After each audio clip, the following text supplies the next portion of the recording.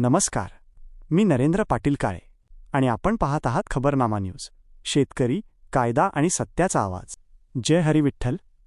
जय जय विठ्ठल. नमस्कार. मी नरेंद्र पाटील काळे आणि तुम्ही पाहत आहात खबरनामा न्यूज. आम्ही सध्या आहोत श्री विठ्ठल रुक्मिणीच्या पवित्र नगरी पंढरपूरमध्ये, जिथे आषाढी एकादशीच्या पार्श्वभूमीवर लाखो वारकऱ्यांच्या स्वागतासाठी प्रशासनाने अभूतपूर्व तयारी केली आहे. रिद्धी-सिद्धी गणपती मंदिरापासून सुरू होणारी दर्शनरांग गोपाळपूर अंतापूर मार्गे स्वेरी अभियांत्रिकी महाविद्यालयाच्या वसतिगृहापर्यंत नियोजित करण्यात आली आहे. जवळपास 3 किलोमीटर लांबीच्या या रांगेसाठी मजबूत बांबूचे वासे, सुतळी, कापड आणि आवश्यक त्या ठिकाणी संरक्षक साहित्याचा वापर करून सुरक्षित मार्ग तयार करण्यात आला आहे. आषाढी वारीच्या नियोजनावर जिल्हाधिकारी डॉक्टर कार्तिकेय स्वतः लक्ष ठेवून असून त्यांनी पंढरपूरमध्येच तळ ठोकला आहे. त्यांच्या मार्गदर्शनाखाली तहसीलदार लंगुटे आणि पोलीस अधिकारी टी.वाय. मुजावर यांच्या नेतृत्वाखाली संपूर्ण प्रशासकीय यंत्रणा दिवसरात्र कार्यरत आहे.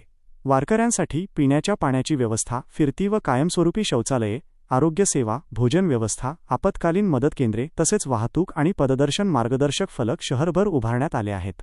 विठ्ठल मंदिर, मठ आणि विविध सेवा केंद्रांची माहितीही जागोजागी उपलब्ध करून देण्यात आली आहे. संपूर्ण पंढरपूर नगरी सध्या विठ्ठल नामाच्या गजराने दुमदुमून गेली आहे. ज्ञानोबा तुकारामच्या जयघोषात लाखो वारकरी भक्तिभावाने विठुरायाच्या दर्शनासाठी पंढरीकडे मार्गस्थ झाले आहेत. आषाढी वारीतील प्रत्येक महत्त्वाची बातमी, थेट ग्राउंड रिपोर्ट आणि ताज्या अपडेट्ससाठी खबरनामा न्यूज यूट्यूब चॅनलला सबस्क्राईब करा, व्हिडिओला लाईक करा आणि बेल आयकॉन दाबायला विसरू नका.